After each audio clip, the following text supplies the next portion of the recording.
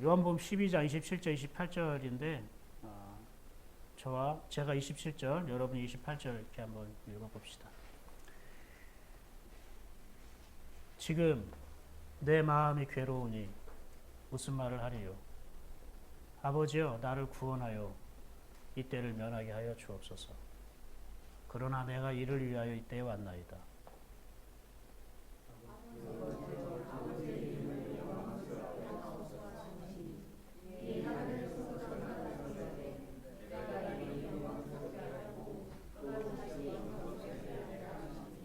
아멘.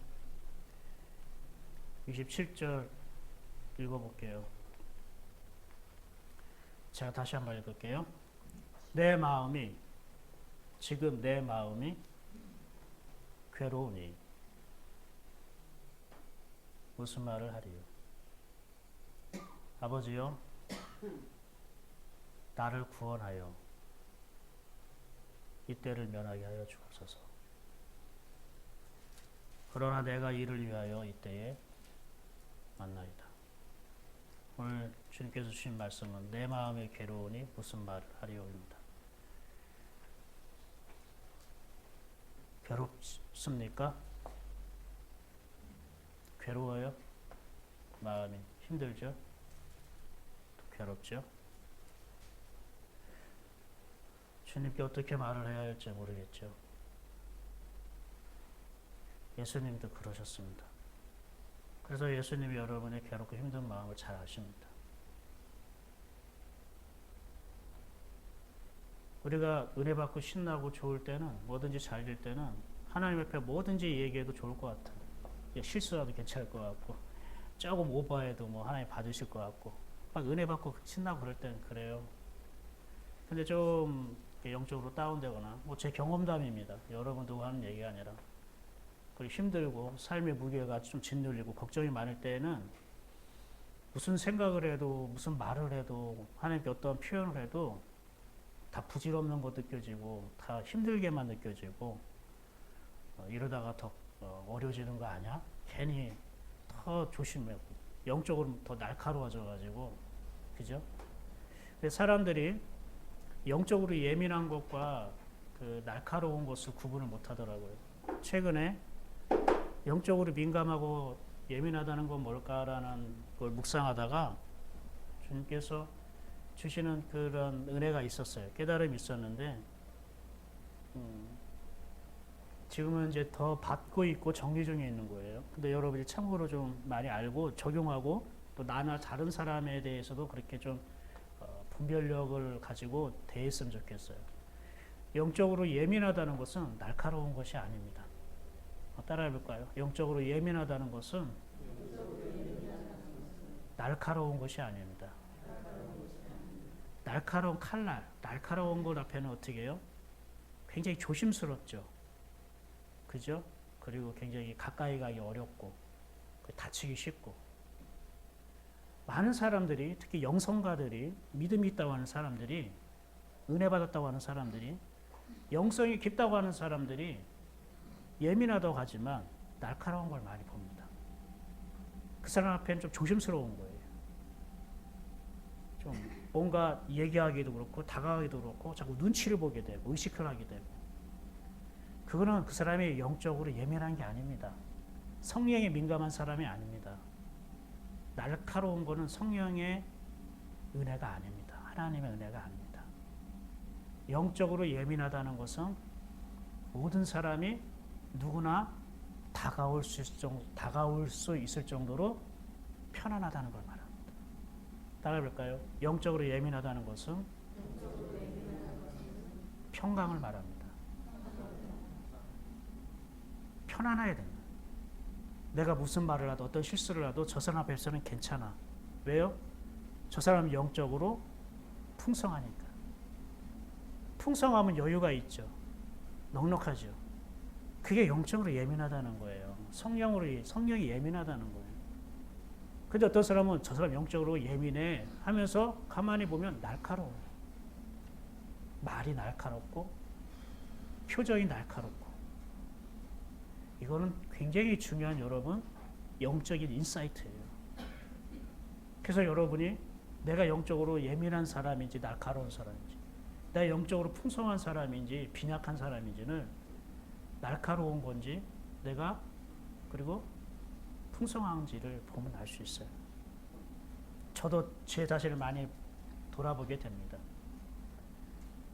아, 내가 영적으로 많은 사람이 예민하다, 깊다라고 난 소리를 듣기도 하고 그래도 평균 이상이겠지라고 혼자 자화자찬하고 착각하고 살았던 적이 있었습니다. 보니까 사람들이 나에게 가까이 대하기를 어려워하는 거예요. 조심스러워하고 교제하기를 약간 편안하게 생각하지 못하는 부분이 있었던 것을 돌아봤습니다. 하나님이 보여줬습니다. 아, 내가 그때 어리숙했구나. 그때 내가 영적으로 예민한 게 아니었구나. 날카로운 거였구나. 그래서 나는 영성이 깊은 척했고 마치 하나님의 은혜를 매일매일 임마누엘의 은혜를 누리고 있는 것처럼 내가 그렇게 보여줬구나. 깨닫게 되었습니다. 지금 하나님이 주시는 걸 계속 정리하고 있기 때문에 저도 이 순간 이런 얘기를 할 줄 몰랐지만 꼭 기억하십시오. 예민한 것과 날카로운 것을 분별하시기를 바랍니다. 날카로운 거는 좋지 않습니다. 그거는 풍성하지 않습니다. 아직 채워지지 않은 겁니다. 예민한 거는 사람들이 다가오기 편합니다. 예민하다라는 표현 때문에 그렇지 세밀한 겁니다. 세심한 겁니다. 세밀하고 세심하려면은 내가 여유가 있고 풍성해야 됩니다. 내가 하나님의 것이 막 가득 들어있어야 하나님의 눈으로 세밀하고 세심하게 볼 수 있습니다. 근데 하나님 것이 없으면 세밀하고 세심하게 볼 수 없습니다. 그래서 다른 사람이 나를 다가오기 쉽고 편할 수 있습니다. 어린아이들이 예수님께 다가가기 쉬웠습니까? 어려웠습니까? 쉬웠습니다. 모든 어린아이들 다 내게로 와라. 아이들이 내게로 오는 걸 막지 말라. 근데 어린아이들이 제자들에게 가는 것은 쉬웠을까요? 어렸을까요? 어렸습니다. 제자들은 예수님 챙긴다고, 예수님 사역에 방해된다고 어린아이들 떠드는 거, 어린아이들 가까이 오는 거를 막았습니다. 예수님은 영적으로 예민하고 세심한 분이었지만 제자들은 날카로웠던 것이었습니다. 여러분 혹시 영성이, 믿음이 날카로운 분이 있습니까? 하나님의 만지심과 하나님이 주신 말씀 안에서 그것이 풍성해지고 예민해지고 세심해지기를 주님의 이름으로 축복합니다. 저도 마음이 괴로울 때가 많습니다. 이번 한 주간도 기쁜 것도 있었지만 괴로운 마음도 있었습니다. 목사이지만 말씀을 전하는 사람이지만 나도 주님께 이걸 어떻게 기도하고 어떻게 말해야 될까 깊은 고민에 빠진 적이 있습니다. 여러 가지 또 우리 이것 교회의 공동체를 생각하고 돌아보면서 밤마다 그리고 아침마다 눈을 뜨면서 주님께 이걸 어떻게 말씀을 드려야 될까?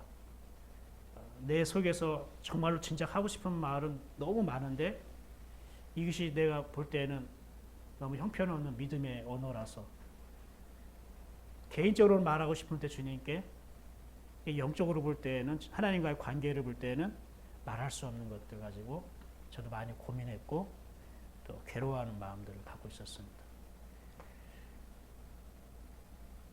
그러면서 주님이 오늘 저와 같은 그런 고백을 하는 걸 만나게 되었습니다.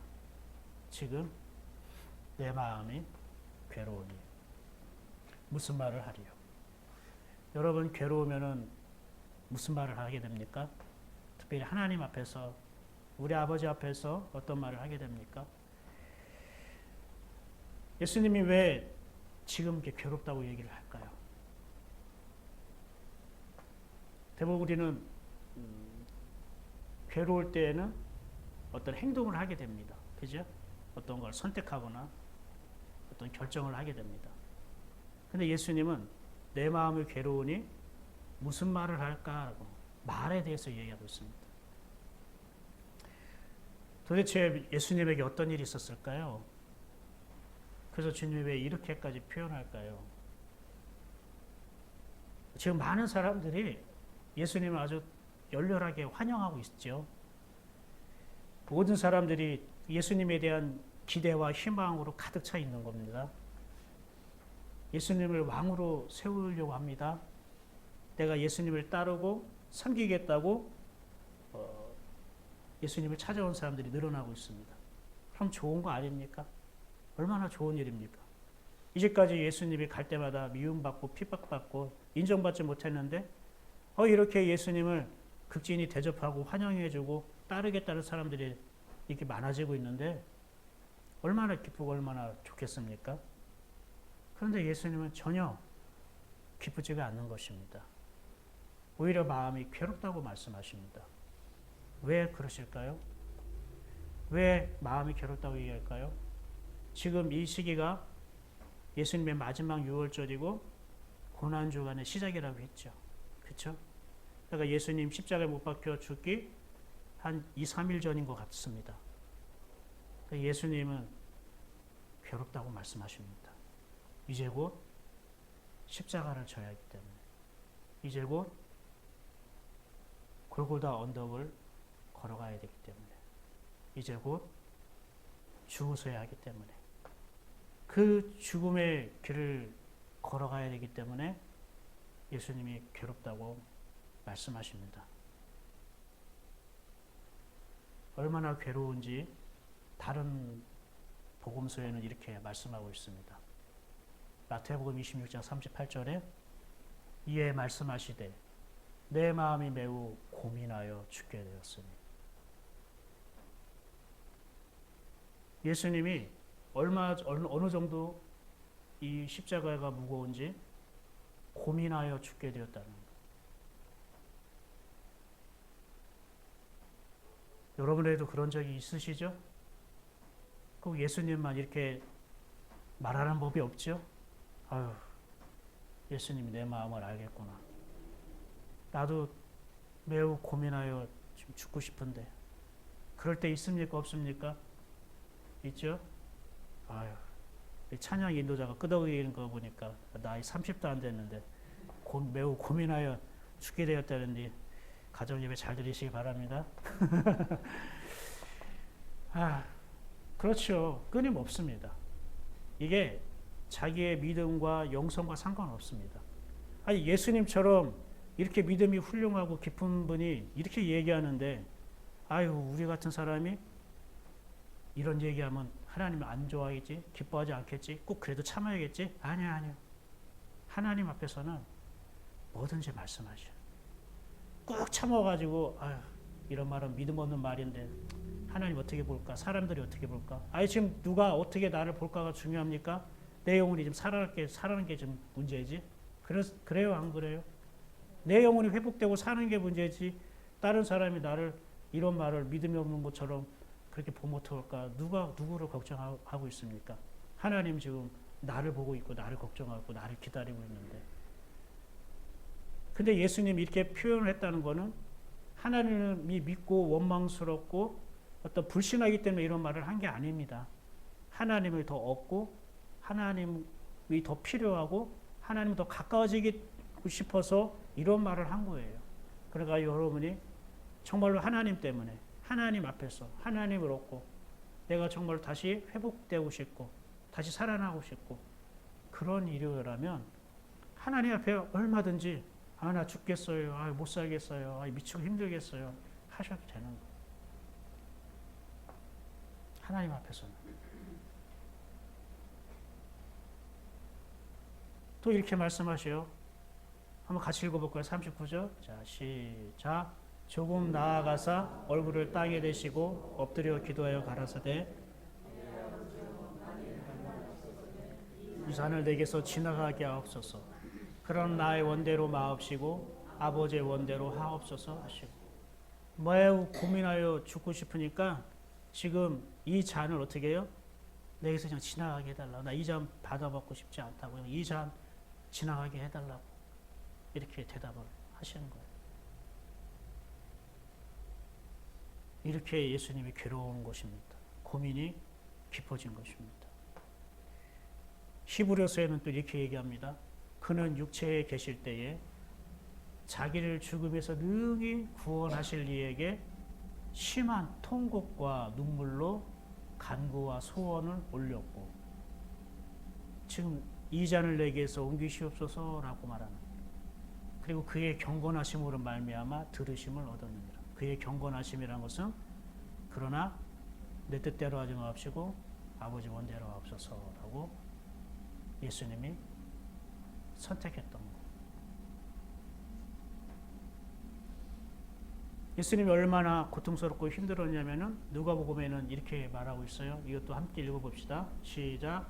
예수께서 힘쓰고 애써 더욱 간절히 기도하시니 땀이 땅에 떨어지는 핏방울 같이 되더라.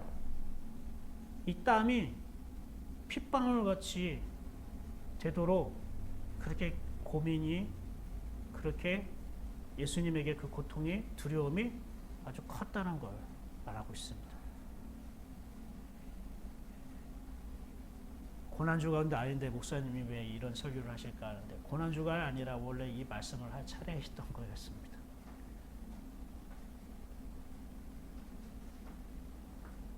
그런데 지금 이전까지 우리가 읽은 게 예수님이 십자가에서 죽으셔야 될 그 고통과 아픔, 그 죽음에 대한 두려움, 이것 때문에 이 잔을 내게서 옮겨주시옵소서, 내가 고민되어 죽게 되었다, 그리고 내가 마음이 지금 괴로우니 무슨 말을 할까, 이렇게 우리가 예수님이 토로하고 울부짖고 표현한 것이라고 우리는 생각하고 있습니다. 그렇죠? 정말 그럴까요? 한번 같이 생각해 봅시다. 예수님이 십자가에서 죽는 그 죽음이 두려워서 정말 이렇게 표현하셨을까요?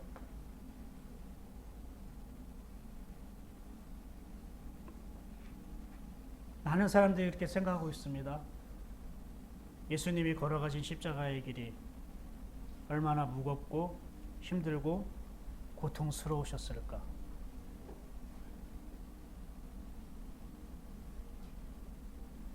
우리가 이 십자가, 오늘도 십자가 바뀌었죠?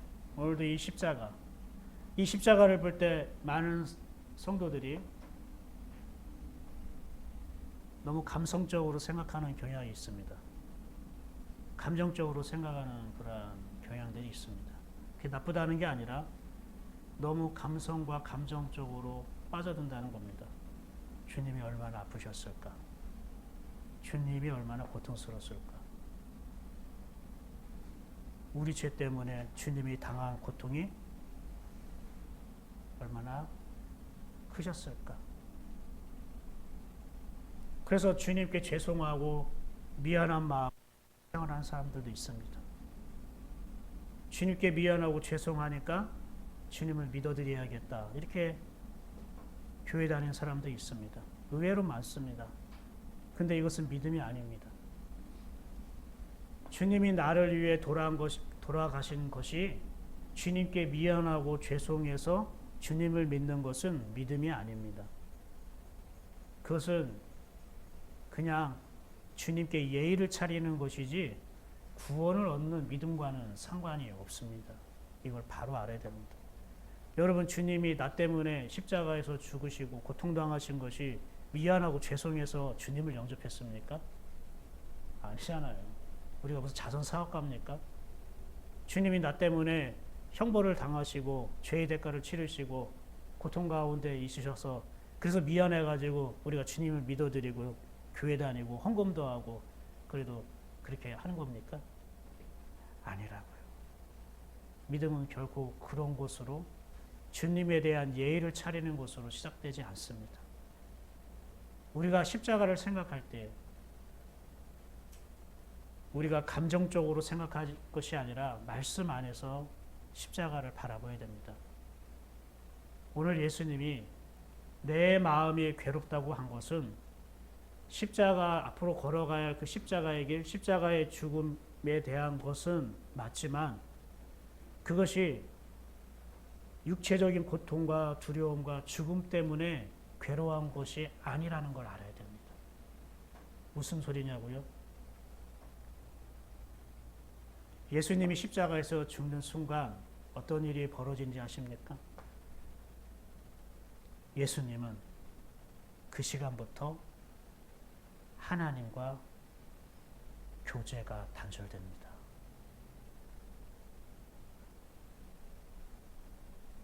예수님은 십자가에서 죽으시면 죽는 그때부터 그동안 하나님과 교제하고 사귀고 대화하며 함께 살았던 하나님과의 교제와 사귐이 끊어지는 것입니다. 하나님과 단절되는 게 괴로웠습니다. 하나님을 잃어버리는 것이 괴로웠습니다. 하나님과 더 이상 교제하지 못하는 것이 두려웠습니다. 육체의 고통과 아픔 때문이 아닙니다. 내가 사랑하는 아버지를 더 이상 느끼지 못하고 사귀지 못하고 교제하지 못하는 영적인 단절이 예수님의 마음을 그렇게 괴롭게 한 것입니다.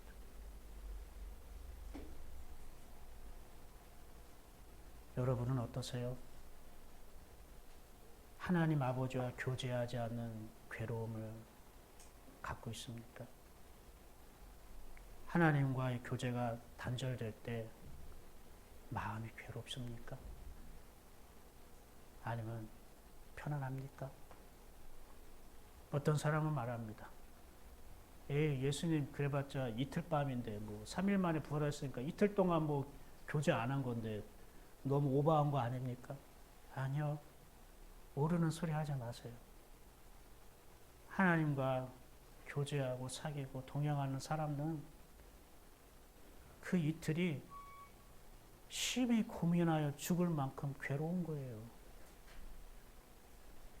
내가 하나님과의 교제와 사귐을 누리지 못하고 맛보지 못하니까 그 단절됨의 고통과 두려움이 얼마나 큰지 몰라서 하는 소리라고요. 오버하는 게 아니라고.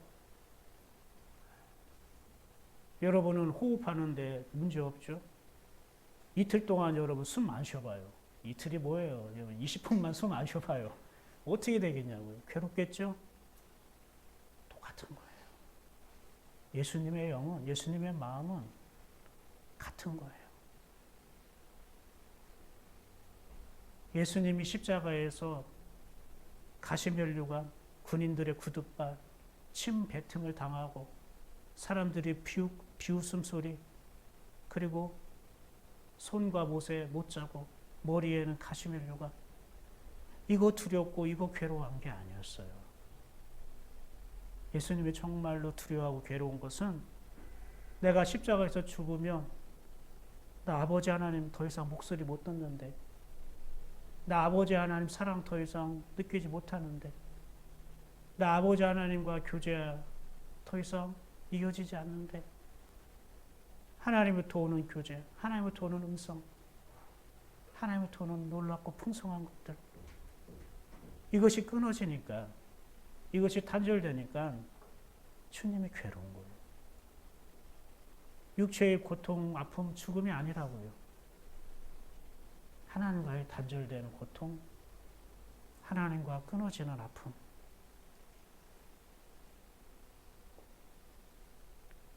그래도 예수님하고 우리하고는 차원이 다르잖아요. 아니요.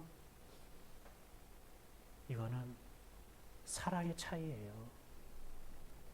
이거는 사랑 때문에 그런 거예요. 예수님에게 하루의 시작은 하나님과 교제의 시작입니다. 하루, 한 시간, 한순간이 예수님에게는 온통 자기가 사랑하는 아버지 하나님을 느끼는 시간이었던 거예요. 어디를 가든지, 누구를 만나든지. 세리, 창녀, 아픈 자, 귀신 들린 자를 보더라도 예수님은 하나님을 만나고 하나님을 누리는, 하나님과 교제하는 시간이었던 거예요. 다른 사람이 나를 욕하고 저주하고 핍박하고 돌을 던져도 예수님은 그 속에서 하나님을 만나고 하나님을 보고 하나님의 음성을 듣는 시간이었던 거예요. 모든 핍박과 저주와 자기를 무시하고 배척하는 모든 인간들의 악한 것들을 예수님은 온몸으로 다 느끼시고 받아들이고 참을 수 있었어요. 근데 예수님에게는 단 한 가지 참을 수 없었던 거는 하나님과의 교제의 단절이었던 거예요. 근데 이제 이것을 며칠 있으면 하나님과의 교제가 단절돼야 되는 그 고통 가운데 들어가야 돼요. 예수님 말씀하시는 거예요. 내 마음이 그렇게 괴로워. 내가 그렇게 고민하여 죽을 만큼 고민스러워.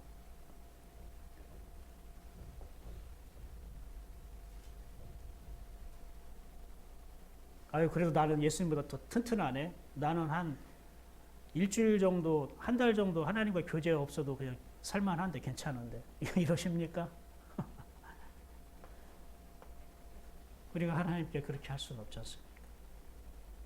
예수님은 사랑하는 아버지 하나님과 잠시도 단 1cm도 떨어지고 싶지 않았습니다. 여러분은 무엇과 단절되는 것이 그렇게 두렵습니까? 여러분은 무엇과 떨어지는 것이 그렇게 두렵습니까? 지금 여러분과 단절된 것들이 있습니까? 그게 사람입니까? 그게 물질입니까? 아니면 그게 영성입니까? 그래서 그것이 여러분을 심각하게 두렵게 만듭니까?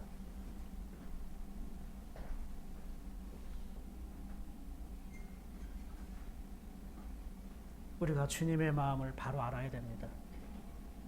십자가를 보면서 예수님이 고통스러웠겠구나, 아프셨겠구나, 이렇게 우리의 감정과 감성으로 볼 게 아니라 예수님이 십자가 앞에서 두렵고 이 잔을 내게서 옮기시옵소서 한 것은 아버지와의 교제가 끊어지는 것이 두렵고 그게 싫어서 그래서 이 잔을 옮겨달라고 한 거였구나. 십자가의 길을 걷는 것, 그것을 무서워한 게 아니라 십자가 짐으로 인해서 하나님과 단절되는 것이 두려워서 그게 싫어서 그래서 이 잔을 옮겨달라고 하는 것이구나. 그런데 우리는 어떻습니까? 여러분은 어떤 잔을 하나님께 옮겨달라고 말씀드리고 싶습니까? 내가 싫은 거요? 내가 귀찮은 거요? 지금 나를 힘들게 하는 문제들이요? 우리는 그걸 놓고 이 잔을 내게서 옮겨달라고 하는 겁니까? 오늘 하나님, 주님께서 내 마음이 괴로우니 라고 할 때 이 괴롭다는 말이요, 헬라어로는 타라소라고 하고 히브리어는 바알이라고 하는데요, 이런 뜻을 갖고 있어요. 떨다, 놀라다, 동요하다, 무서워하다, 서두르다. 그러니까 주님이 내 마음이 괴로우니라는 것은 내 마음이 지금 떨다는 것은 긴장해서 떤다는 게 아니라 무서워서 전율한다는 뜻이에요. 있잖아요, 우리 산에 혼자 가는데 큰 호랑이가 나타났다. 그럼 어떻게 해요? 마음이 설레서 떠는 게 아니라 무서워서 공포감에 전율하는 거. 그걸 말하는 거예요. 그 놀라는 거. 그러니까 마음과 생각이 어떻게 해요? 흔들거리는 거. 동요한 건 흔들거린다. 그래서 서두르게 된다는 거예요. 그럼 서두른다는 건 무엇을 말합니까? 생각을 서두르게 되고 판단을 서두르게 된다는 걸 말합니다. 맞아요. 우리가 내 마음을 흔들어 버리고 우리가 순간적으로 어떤 무서움, 어떤 두려움이 몰려오면요, 우리가 마음과 생각이 어떻게 해요? 조급해지고 그때 생각과 판단이 어떻게 해요? 서두르게 되는 거예요. 그럼 이건 무엇을 말합니까? 서두른다는 것은 하나님께 물을 경황 없이 그 상황이 내 생각과 마음을 이끌고 간다는 거예요. 서두른다는 것은 하나님께 묻지 않고 내 생각, 내 판단으로 간다는 거예요. 즉 하나님보다 앞질러 간다는 거예요. 무엇이? 내 생각, 내 선택이 하나님의 생각, 하나님의 선택보다 앞질러 간다는 거예요. 그래서 서두르게 한다는 거예요. 사단이 바로 이렇게 우리를 유혹하는 거예요. 우리 상황은, 내가 만난 상황, 내가 지금 현재 부딪히고 있는 상황, 내가 직면하고 있는 형편, 이것으로 인해서 내 마음을 자꾸 요동하게 하고 흔들어 버리고 그리고 두렵게 만들고 놀래키고 걱정하게 만들고 그럼으로써 어떻게 해요? 내 생각을 내 마음을 자꾸 재촉하는 거예요.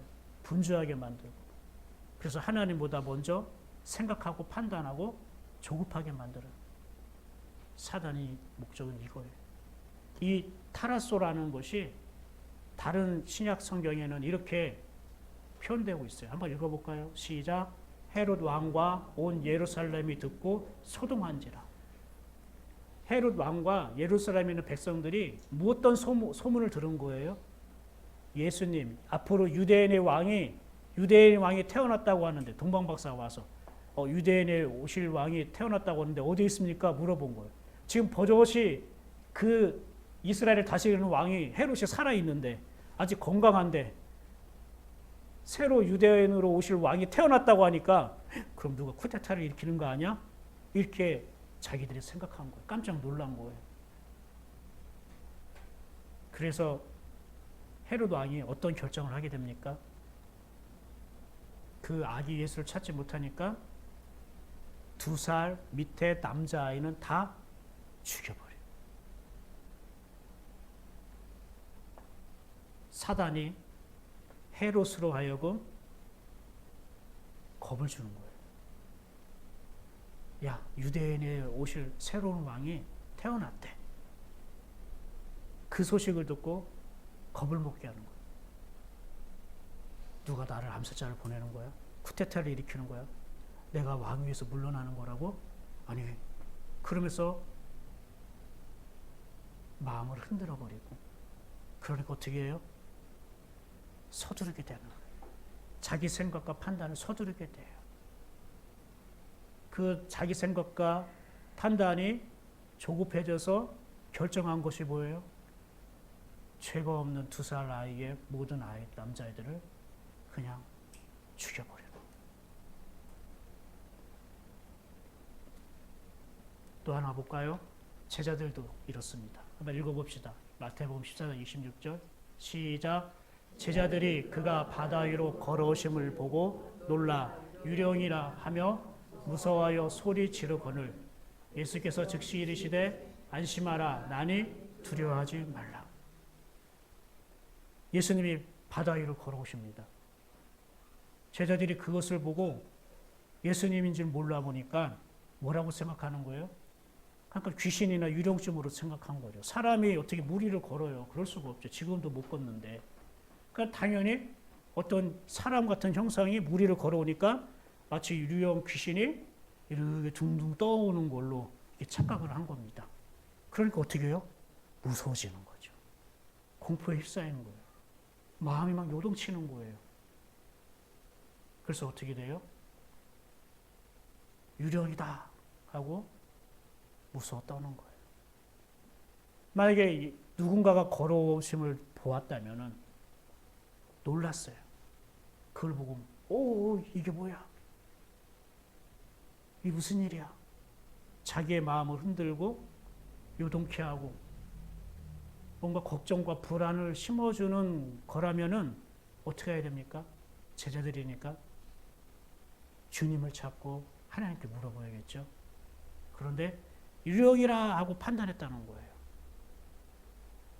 예수님이 걸어오심을 보고 놀라. 이거는 놀랄 수 있어요. 당연해요. 놀라는 건 문제가 아니에요. 마음 흔드는 게 중요한 문제가 아니에요. 흔들릴 수 있어요. 걱정과 근심과 부러움과 두려움 올 수 있어요. 그것 때문에 예수님이 뭐라고 하지 않았어요. 그것 때문에 왜 믿음이 없느냐 말씀하신 게 아니에요. 당연히 어떻게 사람이 물 위로 걸어오니까 물 위로 걸어오는 게 보니까 유령이라고 생각할 수 있다라는 아니 이게 뭔가 유령인 것처럼 느껴질 수 있다는 거죠. 놀랄 수 있다는 거죠. 불안할 수 있다는 거죠. 근데 그때 제자들은 자기 생각, 자기 판단으로 보았다는 거예요. 그러니까 유령이라고 그런 판단했던 거예요.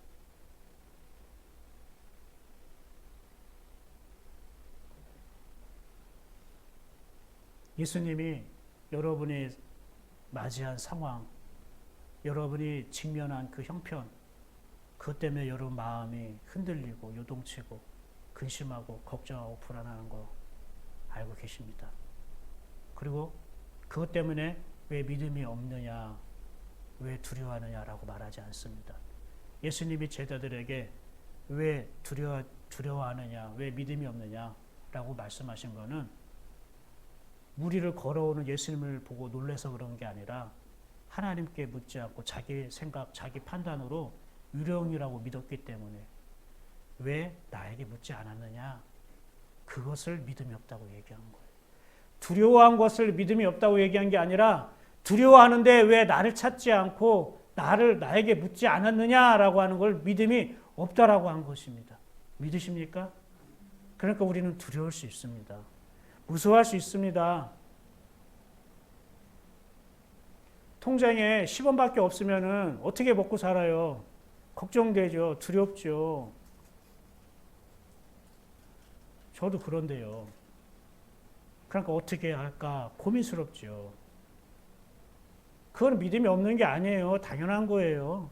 그것 때문에 눌리지 마세요. 위축되지 마세요. 문제는 그 다음이요. 그 다음에 내 뜻대로, 내 욕심대로, 내 판단으로 결정하고 주님을 패스하고 가는 것, 그걸 보고 주님이 왜 믿음이 없니? 라고 말씀하셔요.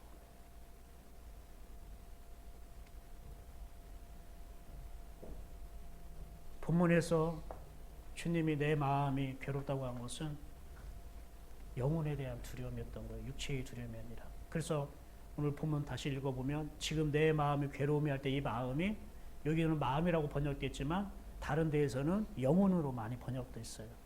그러니까 영혼이 괴롭다는 게 뭡니까? 영적인 하나님과의 단절이 괴로운 거죠. 그게 무섭고 그것이 걷고 싶지 않았던 거예요. 그런데 참 재밌는 것은, 의미가 있는 것은 내 마음이 괴로우니라는 말이 예수님이 수동태로 말씀하셨어요. 수동태로 말씀하셨다는 것은 누가 이 예수님의 마음을 요동치게 하고 흔들리게 해서 하나님부터 오는 그 단절을 시키려고 했다는 거예요. 누가? 그 예수님 스스로 하나님과 단절되는 겁니까? 아니잖아요. 예수님 그걸 원하지 않았어요. 누가 예수님으로 하여금 하나님을 단절시킴으로 예수님에게 그러한 두려움을, 괴로움을 준 것입니까? 예수님은 원치 않는데. 그래서 예수님이 이 수동태로 했다는 것이 굉장히 의미가 있는 거예요. 누가 예수님을 하나님부터 단절시킨 겁니까? 누가 예수님이 가장 사랑하는 그 아버지로부터 헤어지게 만들고 떨어지게 만들고 그 하나님과의 교제와 사귐을 더 이상 못하도록 누가 방해를 한 겁니까? 누굽니까?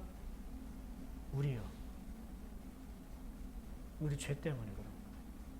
예수님이 왜 십자가의 길을 걸어갑니까? 죄가 없는 분이 우리 죄 때문에 걸어가.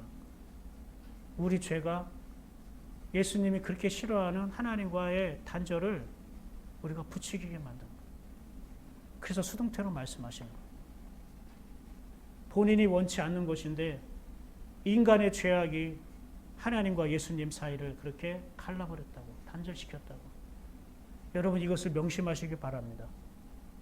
왜 명심해야 되냐고요?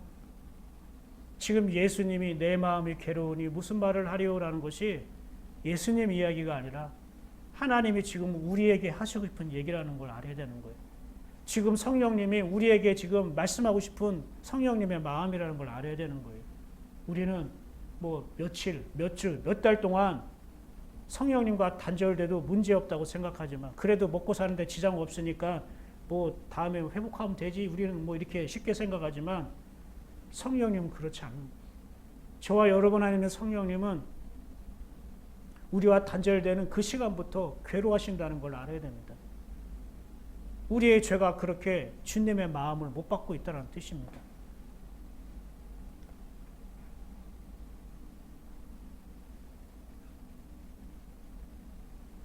성령님께서는 우리가 죄의 길로 가지 않기를 원하는 거예요. 죄를 짓지 않기를 원하는 거예요. 왜요? 뭐 지옥 가니까요? 아니요. 너가 죄를 짓는 그 순간부터 나 하나님과 단절되니까.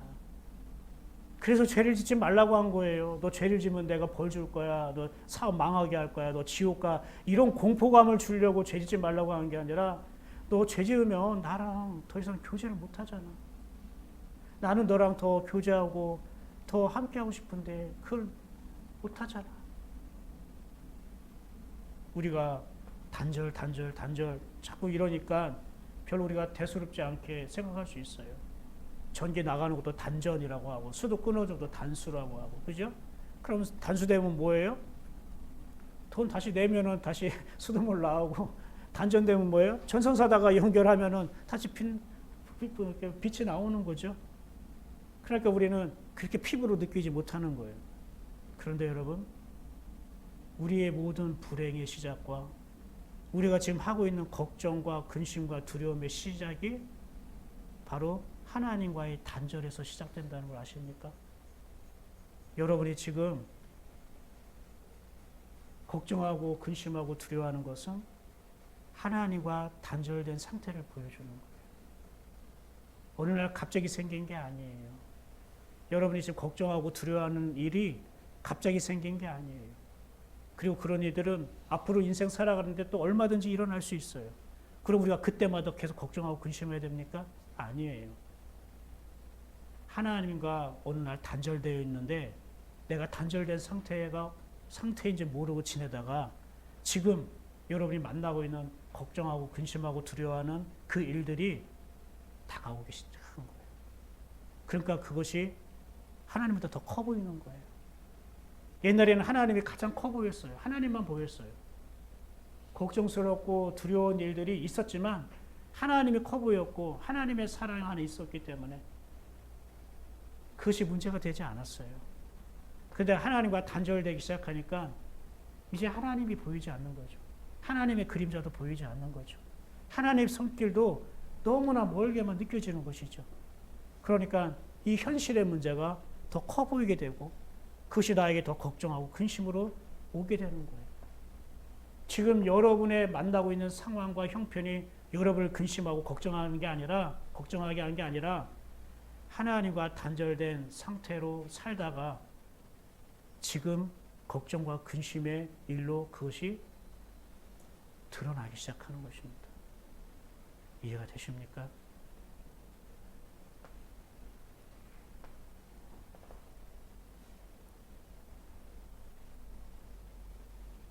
예수님은 십자가에서 죽으시면 그 순간부터 이제 하나님을 사랑할 수 없게 되는 것입니다. 그 이틀이 예수님에게는 이틀 밖에가 아니라 이틀씩이나 되는 것입니다. 그래서 이 잔을 내게서 옮겨달라고. 그래서 아버지여 나를 구원하여 이때를 면하게 하여 주옵소서. 이게 예수님의 정말 고백 같죠? 아닙니다. 아버지여 나를 구원하여 이때를 면하게 하여 주옵소서 라고 말한 것은 예수님의 진짜 마음, 예수님의 선택, 예수님의 고백이 아닙니다. 이거를 제대로 잘 표현한 것이 표준 세번역이더라고요. 원어에 가깝게 번역을 했더라고요. 뭐라고 되어 있냐면 함께 같이 읽어볼까요? 시작. 지금 내 마음이 괴로우니 무슨 말을 하여야 할까? 아버지 이 시간을 벗어나게 하여 주십시오 하고 말할까? 아니다. 나는 바로 이 일 때문에 이때에 왔다. 예수님이 아버지 나를 구원하여 이걸 면하게 해주세요 라고 요청한 게 아니에요. 예수님이 내게서 이 잔을 옮겨주십시오 라고 요청한 게 아니에요. 우리는 그렇게 알았잖아요. 그동안 예수님도 인간적으로 고민하고 죽음이 두려우니까 피하고 싶었다고. 그걸 요청한 게 아니고 내가 이렇게 말해야 될까? 이렇게 말하는 것이 좋을까? 이렇게 말하면은 주님이 알아줄까? 이건 왜 예수님이 이렇게 말했습니까? 예수님이 혼자의 일어나는 그러한 생각 중에 하나인데 이걸 왜 이렇게 성경에 기록되어서 우리에게 알려주시는 겁니까? 지금 우리에게 적용하기 위해서 그러는 거예요. 예수님 자신에게는 문제 없는데 지금 우리 보고 얘기하는 거예요. 우리가 그렇잖아요. 뭔가 내 마음이 흔들리고 요동치고 근심하고 걱정하고 두려운 일이 있으면은 그게 괴로우니까. 내가 어떻게 할까? 내가 무슨 말을 할까? 내가 어떤 말을 할까? 내가 무엇을 선택해야 될까? 우리가 그렇잖아요. 난 아버지와 계속 교제하고 싶은데, 나는 하나님과 이렇게 동행하고 함께 사는 거, 그 하나님을 매일매일 날마다 누리는 이 기쁨을 나는 놓치고 싶지 않은데, 하나님과 헤어지고 싶지 않은데, 그런데 이 십자가의 길을 걸어가면 하나님과 헤어질 수밖에 없는데, 하나님 내가 놓치는데,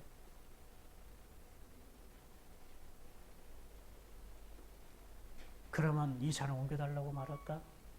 그러면은 나를 좀 이 시간을 좀 피하게 달라고 좀 요청할까?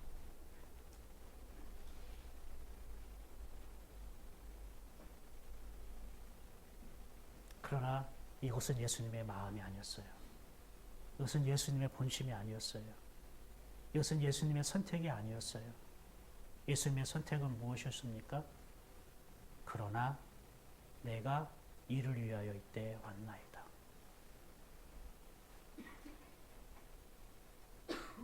이를 위하여 이때에 왔다는 게 무엇입니까? 십자가의 길을 걷는 거, 십자가에서 죽는 거, 단순히 그렇게 생각할 필요는 없습니다. 이를 위하여 이때 왔다는 것은 그 목적이 그 다음 구절에 있습니다. 28절입니다. 다 함께 읽어볼까요? 자, 시작. 아버지여, 이에 하늘에서 소리가 나서 이르되 내가 이미 영광스럽게 하였고 또 다시 영광스럽게 하리라 하리니. 이를 위하여 왔다는 건요, 단순히 십자가의 죽음, 십자가의 길을 말하는 게 아니라 아버지의 이름을 영광스럽게 하게 왔다는 걸 말하는 거예요. 여러분, 그럼 아버지의 이름을 영광스럽게 하겠다는 게 무엇입니까? 이게 쉽지 않은 표현이잖아요. 근데 우리는 하나님의 영광을 위하여, 주님의 영광, 아버지의 이름의 영광, 뭐 이런 얘기 많이 표현하는데, 도대체 아버지의 영광, 아버지의 이름의 영광이 무엇이길래 예수님이 이것 때문에 왔다고 얘기하는 겁니까? 그러니까 병도 고치고 죽은 자도 살리시고 그 아주 보석과 같은 말씀도 전해주시고 그렇게 하셨는데, 예수님이 이 모든 행한 것이 이 아버지의 이름을 영광스럽게 하기 위해서 행하셨다는 것이고, 십자가에 못 박혀 죽으시고 부활하신 것도 이 아버지의 이름을 영광스럽게 하기 위해서 예수님이 오셨다는 걸 말씀하고 있는 거예요. 그래서 이 아버지의 이름을 영광스럽게 하기 위해서라면 내가 이틀씩이나 하나님과 단절되었다 할지라도 그 길을 걷겠다고 말씀하시는 거예요.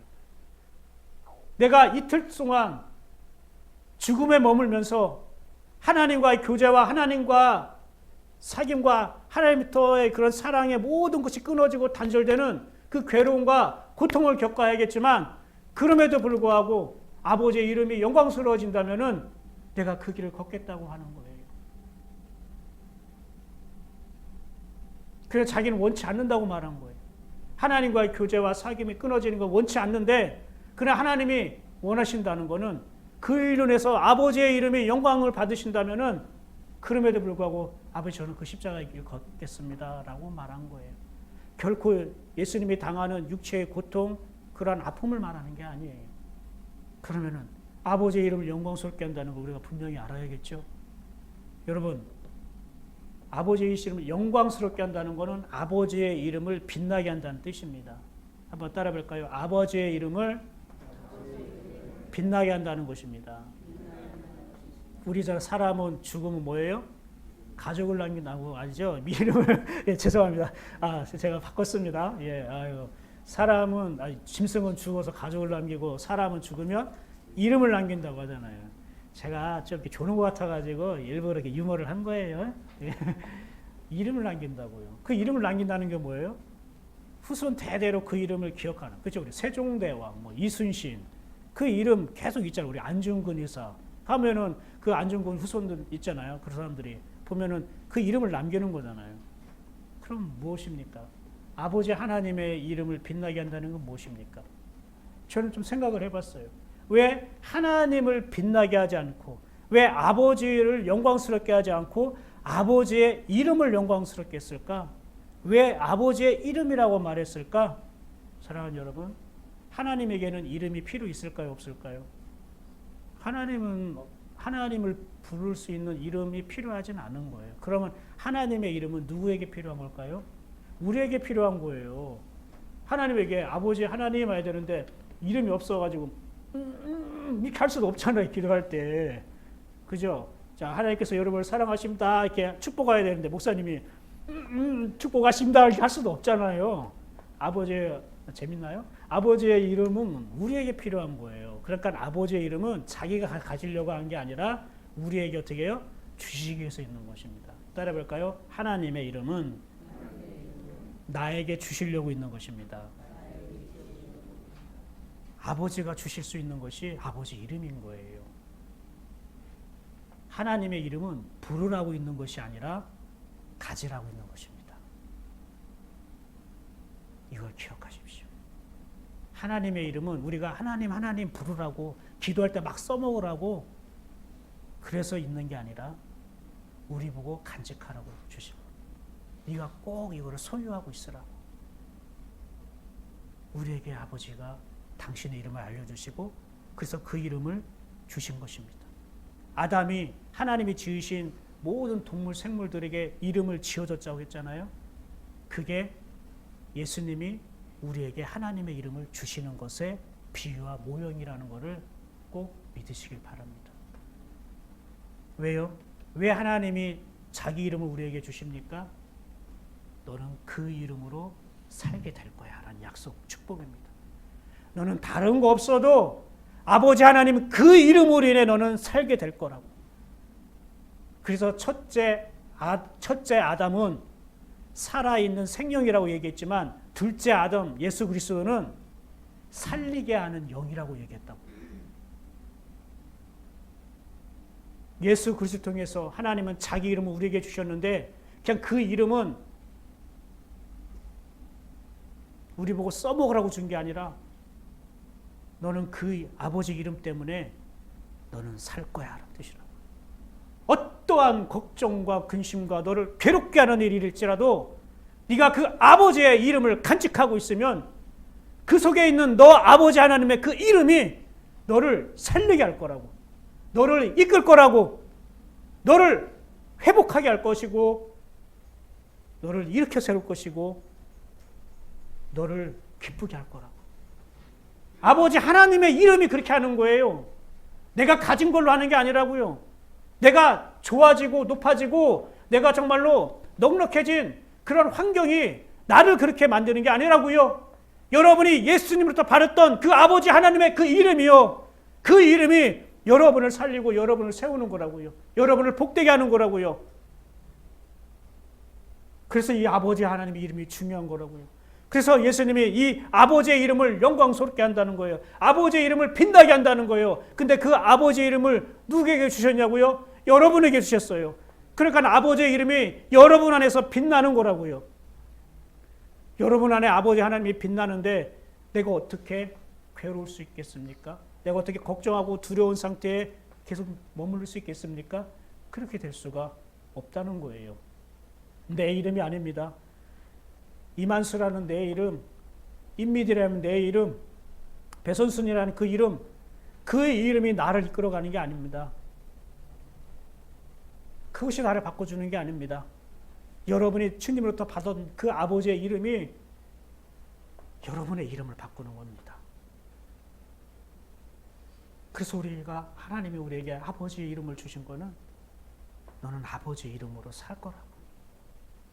네가 아버지의 이름으로 살 때에 네가 지금 맞닥뜨릴 그 상황으로부터 너는 해방되는 거라고.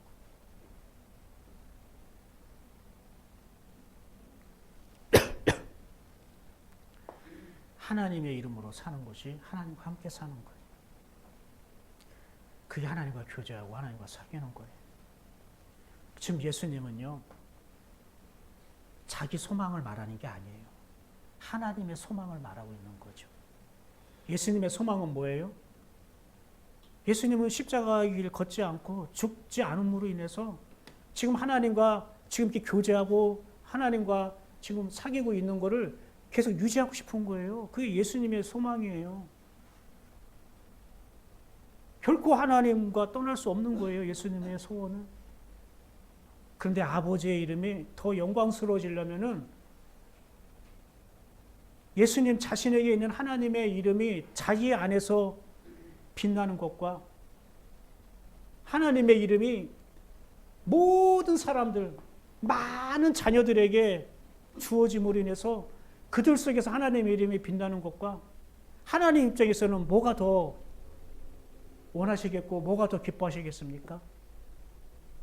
예수님은 한 사람, 독생자 아들 그 한 사람 안에서 하나님의 이름이 빛나는 것과 예수 그리스도를 믿음으로 수많은 사람들 속에 하나님의 이름이 주심으로 그 속에서 하나님의 이름이 빛나는 것과 하나님은 어떤 걸 더 기대하고 하나님은 어떤 게 더 하나님이 더 기쁘시겠습니까? 당연히 후자죠. 예수님은 그걸 안 거예요. 이게 얼마나 예수님 하나님을 사랑했던 것인가를 우리가 알 수 있어요. 아버지 하나님, 내가 십자가의 길을 싫어서 피한 게 아니라 십자가의 길을 내가 지나가고 싶었던 거는 그냥 피하고 내가 그거를 두려워했던 거는 아버지 하나님을 내가 놓치니까 아버지 하나님과 교제가 단절되니까 나는 그게 싫어서 이 잔을 너에게 옮겨달라고 한 것이었어요. 근데 하나님, 아버지께서 내 안에서 홀로 빛나는 것보다 그로 인해서 내가 죽음고 부활함으로 인해서 아버지의 이름이 저 많은 백성들에게 주심으로 인해서 그들이 아버지의 하나님의 이름으로 살고 그들이 아버지 하나님의 이름으로 복받고 그분의 아버지 하나님의 이름 때문에 행복하다면 그래서 아버지의 이름이 그들 삶 가운데 밝게 비춘다면 내가 잠시 아버지 하나님과 교제되는 그 두려움이 있을지라도 나는 충분히 그것을 걷겠습니다. 걸어갈 수 있습니다.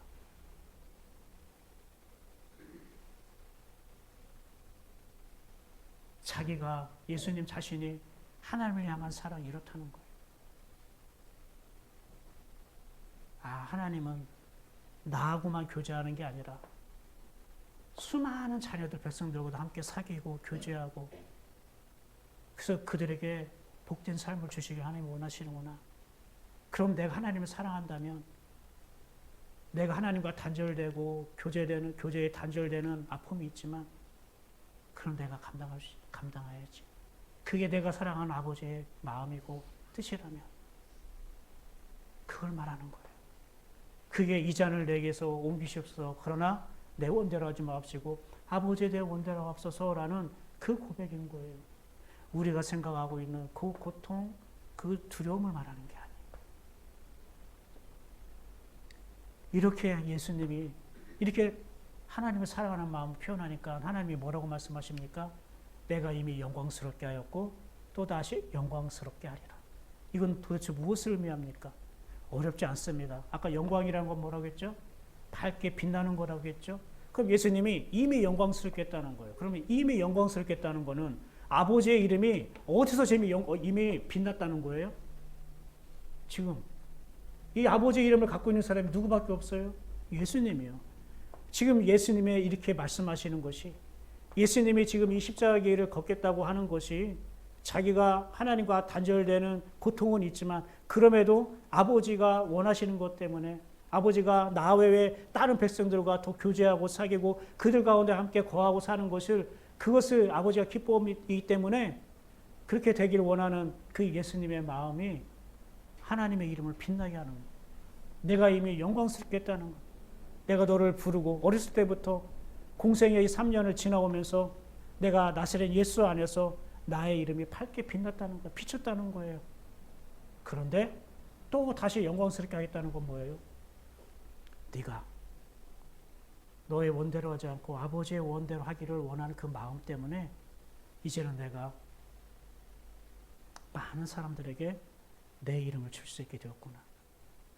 그래서 내가 너와 함께인 것처럼 나사렛 예수에게 나의 이름을 주고 동행하고 그를 밝게 빛나게 한 것처럼 이제 나의 이름을 받아들인 사람, 내 이름을 준 그들 속에서 내가 함께 동행하고 교제하고 사귀면서 내가 그들의 삶을 밝게 빛나게 할 것이고 그것으로 내 이름이 영광받을 것이다. 주님께서는 이걸 말씀하시는 것입니다. 믿으십니까? 말씀을 정리하겠습니다. 사랑하는 여러분, 저도 그렇고 여러분도 그렇고 항상 즐겁고 항상 유익한 것만 있지는 않습니다. 우리에게도 주님이 말씀하신 것처럼 내 마음이 괴롭게 되었는데, 내 마음이 이렇게 흔들리게 되었는데, 나를 두렵게 하고 무서워하게 하는 일들이 있는데 라고 우리도 언제든지 그렇게 말할 수가 있습니다.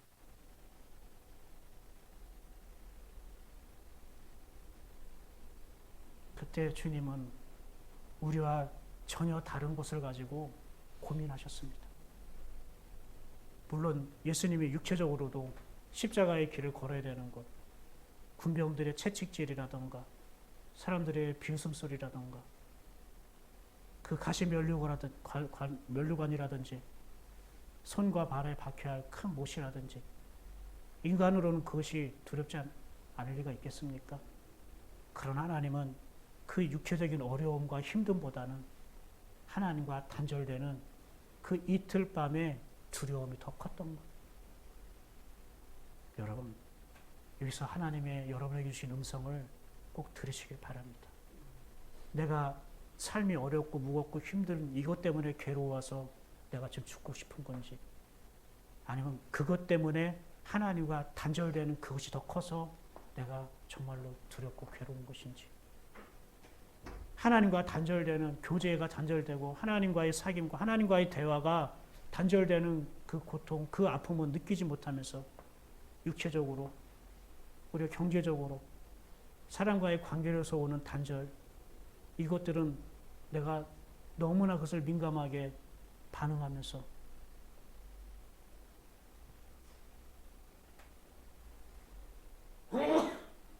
아버지의 이름이 내 안에서 밝게 빛날 수 있는 그 기회를 내 스스로가 지나가게 하진 않는지요. 예수님은 하나님의 사랑과 교제와 그 사귐을 예수님 자신이 독차지하려고 하지 않고 많은 사람들에게, 아니 모든 사람들에게 그 하나님과의 만남과 교제와 사귐을 주고 싶었던 거예요. 그래서 자기는 이틀 동안 영적으로 손해보는 게 있지만 결국은 그것을 위해 하나님의 이름이 더욱더 밝게 빛날 수 있는 거예요. 여러분이 그 하나님의 이름을 챙기려고 해보십시오. 내 이름 챙기려고 하지 말고 하나님의 이름을 빛나게 할 수 있을, 빛나게 하고자 하는 그 마음으로 하나님 앞에 나아가 보십시오.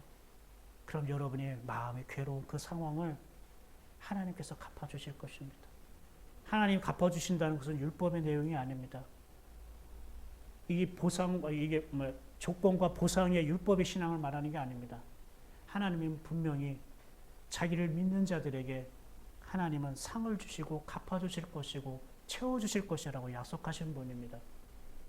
아버지의 이름을 챙기려고 할 때요, 아버지의 이름이 내 안에서 밝게 빛나고자 하는 그 마음을 잃지 않을 때에 여러분이 고민하고 괴로워하고 흔들리고 있는 것들을 하나님께서는 인도하신다. 하나님 여러분을 사랑하시고